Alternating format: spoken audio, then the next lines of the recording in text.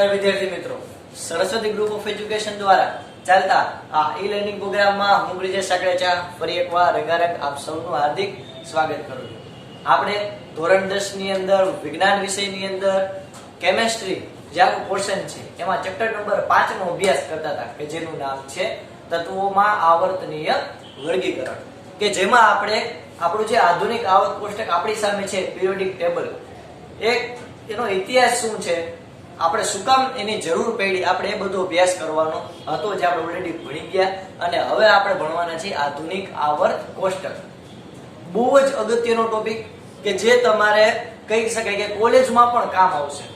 Okay, તો આ જે ટોપિક છે એ કાંઈ એકાદ વર્ષ પૂરતો કામ આવે એવું નથી, પણ એમ તો કહી શકો તો લાઈફ ટાઈમ કામ આવે એવું છે. તમે ઇવન કોલેજ પછી જેમ કોમ્પિટિટિવ એક્ઝામ હોય તો એમાં પણ જે સાયન્સને લગતા પ્રશ્ન હોય એ પિરિયોડિક ટેબલમાંથી આવતા હોય છે.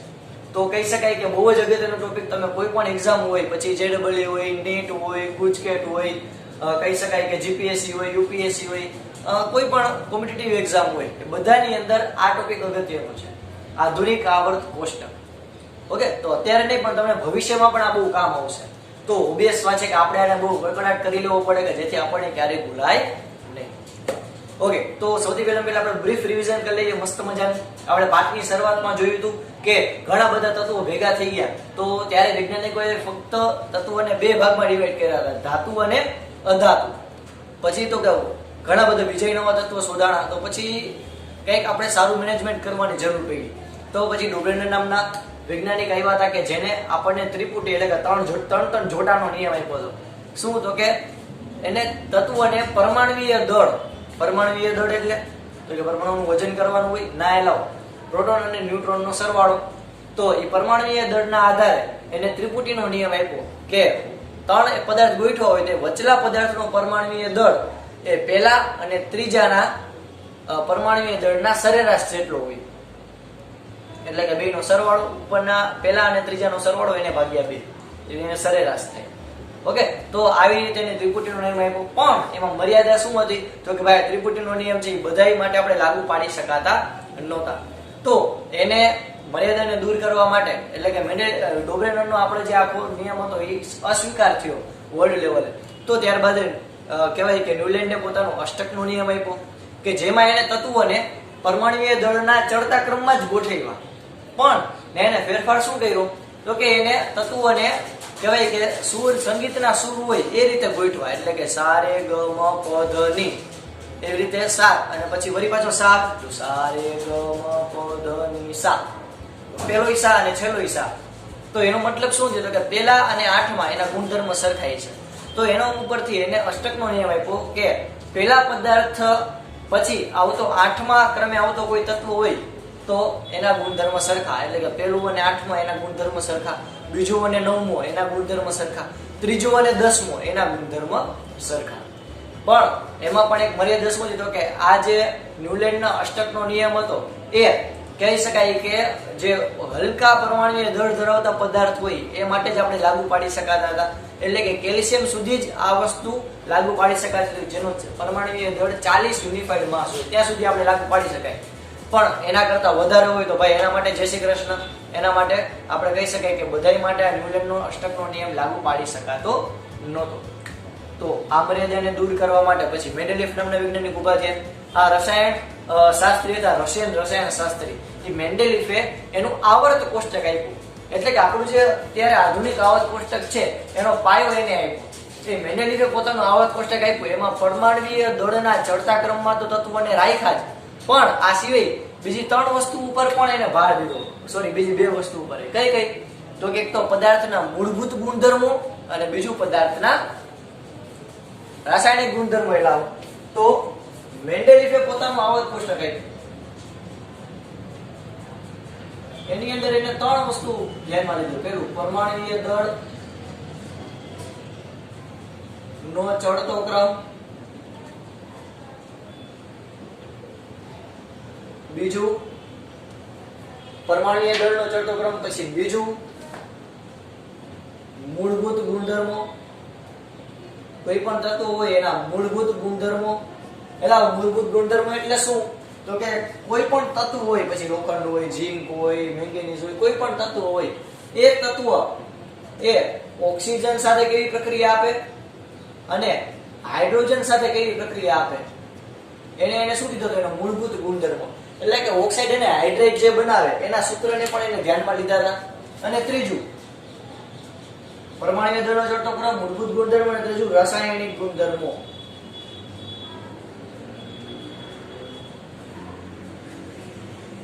ઓકે, તો આ ત્રણ ગુણધર્મો ધ્યાનમાં રાખીને મેન્ડેલિફે ત્યારના જમાનામાં 63 તત્વો હતા. મેન્ડેલિફના જમાનામાં એ 63 તત્વોને બની શકે એટલા કહેવાય કે પ્રોપર ગોઠવી અને મેન્ડેલિફે પોતાનું આવર્ત કોષ્ટક આપ્યું. કેવી રીતે આપ્યું? તો કે બધા તત્વોના એક કાર્ડ હોય, એમાં એક તત્વ હોય તેના આખા ગુણધર્મો, પછી બીજા તત્વોના ગુણધર્મો, પછી સરખા ગુણધર્મ લાગતા હોય બધાની એક લાઈન કરી. ઓકે, એવી રીતે એને પોતાનું આવર્ત કોષ્ટક આપ્યું. એમાં એની આપણે 4 વિસંગતતા અથવા વિશેષતા જોઈ. શું? તો કે પહેલી મેન્ડેલિફનું આવર્ત કોષ્ટક છે એની પહેલી વિસંગતતા યાદ કરો. ઓકે, 4 વિસંગતતા જોઈ હતી આપણે. ઓકે, આ 4 વિસંગતતા હોય ત્યારબાદ આપણે જોઈ હતી મેન્ડેલિફના ફાયદા અને પછી મેન્ડેલિફની મર્યાદા. ઓકે, તો મેન્ડેલિફે તો કહેવાય કે નિર્ભયતાથી એવું કીધું હતું કે જે ખાલી જગ્યા દેખાય ત્યાં નવા તત્વો હજી ભવિષ્યમાં શોધાશે. જ્યારે ન્યુલેન્ડે તેમ જ કીધું હતું કે ભાઈ આટલા તત્વો જે છે એ આ છે એ બધું જ, પણ એવું નથી. ઓકે, મેન્ડેલિફે કીધું કે ભાઈ ભવિષ્યમાં જે નવા તત્વો શોધાશે, એ જે નવા તત્વો શોધાશે એનું એને સ્થાન પણ કહી દીધું કે કહેવાય કે એલ્યુમિનિયમની નીચે જગ્યા ખાલી હોય તો એનું એને નામ પણ આપ્યું હતું કે એલ્યુમિનિયમની નીચે જગ્યા ખાલી હોય તો નામ આપ્યું હતું એકા એલ્યુમિનિયમ.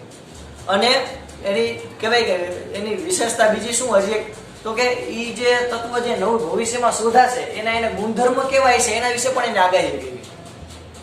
બરોબર, તો આ તો મેન્ડેલિફનું આવર્ત કોષ્ટક.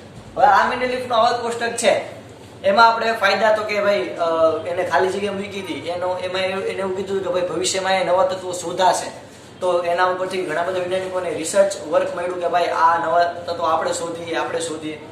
બીજું તો કે પરમાણ્વીય દળની ફરીથી ચકાસણી થઈ. અને ત્રીજું તો કે જે નિષ્ક્રિય વાયુઓ હતા, એક તો એ નિષ્ક્રિય હોય અને કહેવાય કે બહુ ઓછા પ્રમાણમાં હોય, તો એવા જે નિષ્ક્રિય વાયુ જે ભવિષ્યમાં શોધાણા એનો આખો અલગ સમૂહ બનાવ્યો કે જેને આવર્ત કોષ્ટકમાં ક્યાંય ખલેલ પહોંચાડી નહીં, આપણે આખો અલગથી નવો સમૂહ ઉમેરી દીધો. બરોબર, એની મર્યાદા શું હતી? તો કે આપણે જોયું હતું કે વધુ પરમાણ્વીય દળ હોય ઓછા પરમાણ્વીય દળ કરતા ક્યારેક ઉપર આવી જતા. ઓકે, બીજું તો કે સમસ્થાનિકો જે હોય એનું કઈ ચોખવટ નથી, કારણ કે જો તમે દળને જ કહેવાય ને કે કોર લેતા હોય, દળ ઉપર જ તમે આખું આવર્ત કોષ્ટક બનાવતો હોય તો આપણે સમસ્થાનિક ભણ્યા કે જેનો પરમાણ્વીય ક્રમાંક એક જ સરખો પણ એના દળ કેવા અલગ અલગ, એટલે કે અટક એક જ સરખી હોય, એના વજન અલગ અલગ. ઓકે, મેં તમને ઉદાહરણ આપ્યું તો આપણે મસ્ત મજાની નાની અમથી ક્લિપ જોઈ હતી વિડીયોની. બરોબર, તો આ સમસ્થાનિકો જે છે એને આપણે આવર્ત કોષ્ટકમાં ક્યાંય ગોઠવી જ નહોતા શકતા. અને ત્રીજું કે એને જે દળ હતું એમાં અનિયમિતતા હતી. ઓકે, પરમાણ્વીય દળને જે ગોઠવણી હતી ચડતો ક્રમ એમાં ક્યાંક અનિયમિતતા હતી. તો આ ત્રણ મર્યાદાને દૂર કરવા માટે આપણે આધુનિક આવર્ત કોષ્ટક બનાવ્યું. એટલે કે આ ત્રણ મર્યાદા આપણને ખબર પડી કે ઓકે આ ત્રણ મર્યાદા હજી છે, એટલે કે આ જે મેન્ડેલિફનું આવર્ત કોષ્ટક છે એમાં પણ કંઈક ભૂલ છે. તો પછી ઘણા બધા વૈજ્ઞાનિકોએ કીધું કે હવે આને આપણે કેમ સુધારી શકીએ. તો ઘણા બધા પ્રયાસો પછી જો તમે યાદ કરો કે 1886 થી રિસર્ચ ચાલુ થઈ હતી અને 1913 આવી ગયું. તો 1913 માં હેનરી મોસલે, ઓકે આ વૈજ્ઞાનિકનું નામ છે, મેં પાડેલું નથી, એના ફૈબાએ પાડેલું.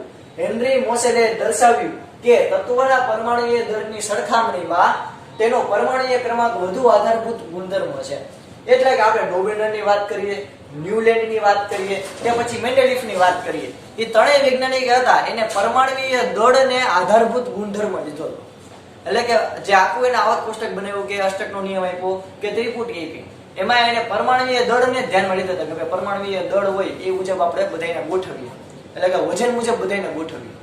પણ આ પેલો એવો માથા ફરેલો માનવી હતો પેલા વૈજ્ઞાનિક હતા હેનરી મોસેલે કે જેને તત્વના પરમાણ્વીય દળ જે છે એને ધ્યાનમાં ન લેતા પરમાણ્વીય ક્રમાંકને ધ્યાનમાં લીધું. કોને ધ્યાનમાં લીધું? પરમાણ્વીય ક્રમાંકને. તો પરમાણ્વીય ક્રમાંક એટલે તો કે ઓલો ક્રમ આપ્યો hydrogen, helium, lithium, beryllium, boron, તેમાં હાઇડ્રોજનનો ક્રમ કેટલા? પહેલો. ઓકે, શું કામ પહેલો? તો કે એની અંદર કેટલા પ્રોટોન છે? 1. તો અલ્ટિમેટલી પરમાણુય ક્રમાંક એટલે શું? તો પરમાણુય ક્રમાંક એટલે એ પરમાણુની અંદર રહેલા પ્રોટોનની સંખ્યા. જેમ કે હાઇડ્રોજન, તો હાઇડ્રોજનનો પરમાણુ ક્રમાંક 1. શું કામ? કારણ કે હાઇડ્રોજનની અંદર એક જ પ્રોટોન છે. ઓક્સિજન, તેમાં પરમાણુય ક્રમાંક 8. આપણે બેઝિક લેક્ચરમાં ભણ્યા. તો એનું કારણ શું? તો કે એની અંદર 8 પ્રોટોન છે. ક્લોરીન, તો ક્લોરીનનો પરમાણુય ક્રમાંક 17, કારણ કે ક્લોરીનની અંદર કેન્દ્રમાં 17 પ્રોટોન છે. ઓકે, તો દળને ધ્યાનમાં ન લેતા આ હેનરી મોસેલે, આ માથા ફરેલા માનવીએ આપણને પરમાણુય ક્રમાંકના આધારે આવક કોષ્ટક બનાવવાનું સૂચવ્યું. નો ડાઉટ ક્લિયર થયું. પહેલા હેનરી મોસેલે એટલે કે આધુનિક આવક કોષ્ટક કેને આપ્યું? તમને ખાલી જગ્યામાં એમસીક્યુ માં ખરા ખોટામાં કોઈ પણ જગ્યાએ પૂછે તો હેનરી મોસેલે. ઓકે, વિચિત્ર નામો યાદ રાખી લેવાનું. સૌથી પહેલા આવતો ડોબરમેન, ડોબરમેન ને એલા ડોબ્રેનર. પછી તો કે ન્યુલેન્ડ, ડોબ્રેનર એટલે કે ડોબરમેન ન્યુઝીલેન્ડ જઈને આવ્યો એમ તમે યાદ રાખી શકો. ડોબ્રેનર પછી આવે ન્યુલેન્ડ, ન્યુલેન્ડ પછી આવે મેન્ડેલિફ. ચાલો, હવે હેનરી મોસેલે તત્વના પરમાણુય દળની સરખામણીમાં પરમાણુય ક્રમાંકને આધારભૂત ગુણધર્મ લીધો.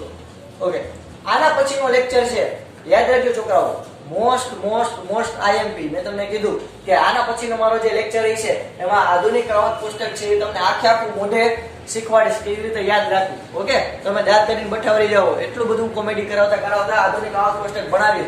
પણ એ આધુનિક આવક કોષ્ટક મેં તમને કીધું એમ કે તમને કોમ્પિટિટિવ એક્ઝામમાં પણ કામ આવશે, ત્યાં સુધીનું બધું હું કરાવી દઈશ. ઓકે, તો આના પછીનો લેક્ચર બહુ મોસ્ટ આઈએમપી છે, યાદ રાખજો છોકરાઓ. ઓકે, આથી મેન્ડેલિફના આવક કોષ્ટકમાં સુધારો કરવામાં આવ્યો. ઓકે, મેન્ડેલિફના આવક કોષ્ટકમાં શું કર્યો? સુધારો. કારણ કે મેન્ડેલિફે કઈ પ્રમાણે ગણતરી કરી? તો કે પરમાણુય દળને આધારભૂત ગણી અને એને ગણતરી કરી હતી. પણ આ મોસેલે એવું સૂચવ્યું કે ભાઈ પરમાણુય દળને ધ્યાનમાં નથી લેવાનું, આપણે કોને ધ્યાનમાં લેશે? તો કે પરમાણુય ક્રમાંકને, ક્રમને ધ્યાનમાં લેશે.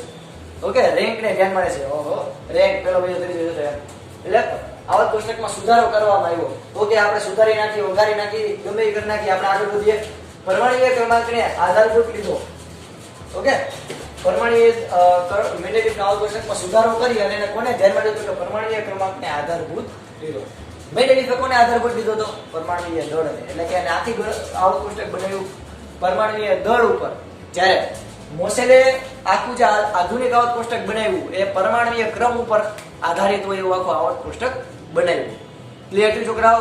બરાબર. આધુનિક આવક કોષ્ટકનો નિયમ. આધુનિક આવર્ત નિયમમાં તત્વોના ગુણધર્મો તેમના પરમાણુય ક્રમાંકને આવર્તનીય હોય છે. તો તત્વના ગુણધર્મો તેમના પરમાણુય ક્રમાંકને આવર્તનીય હોય છે. આ આધુનિક આવર્તનો નિયમ છે. આપણે મેન્ડેલિફનો આવર્ત નિયમ ભણ્યા હતા, યાદ કરો. મેન્ડેલિફની ચર્ચા કરી ત્યારે કે મેન્ડેલિફે પોતાનો આવર્ત કોષ્ટક આપ્યું ત્યારે એવું કીધું હતું કે તત્વોના ગુણધર્મો એના પરમાણુય દળ ઉપર આધાર રાખે છે. એટલે કે આવર્તનીય હોય છે, એટલે કે આધાર રાખે છે. તમે એમ કહી શકો. હજી એક વાત, મેન્ડેલિફે શું કીધું હતું? ઓહો, મેન્ડેલિફે કે તત્વોના ગુણધર્મો એના પરમાણુય દળ ઉપર આધારિત, એટલે કે વજન ઉપર આધારિત હોય. ઓકે, એટલે એને શું કીધું કે આપણે સિમ્પલ વિચારીએ તો કે માણસના ગુણધર્મો એના વજન ઉપર આધારિત હોય, માણસનો સ્વભાવ એના વજન ઉપર આધારિત હોય. એવું ન કહી શકાય. ઓકે, એના મગજ ઉપર આધારિત હોય, એટલે કે ક્રમ ઉપર આધારિત હોય કે કેટલા રેન્ક લે, પેલો બીજો ત્રીજો જોશો. કારણ કે તમે જુઓ, રેન્ક લઈ આવતા છોકરા હોય એટલે કે કહી શકાય કે બહુ મહેનત કરતા છોકરા હોય, રેન્ક કરતા પણ મહેનત કરતા છોકરા હોય તેનો નેચર અલગ હોય, જે નો કરતા એનો નેચર અલગ હોય. ઓકે, તો આ ગુણધર્મો છે એ મેન્ડેલિફે આપણને એવું કીધું હતું કે ભાઈ પરમાણુય દળ હોય એના ઉપર તત્વોના ગુણધર્મો આધારિત છે. પણ આ મેન્ડેલિફે ને સુધારો કરી અને આ હેનરી મોસેલે નામના વૈજ્ઞાનિક આપણને એવું કીધું કે તત્વોના ગુણધર્મો તેમના પરમાણુય ક્રમાંકને આવર્તનીય હોય છે.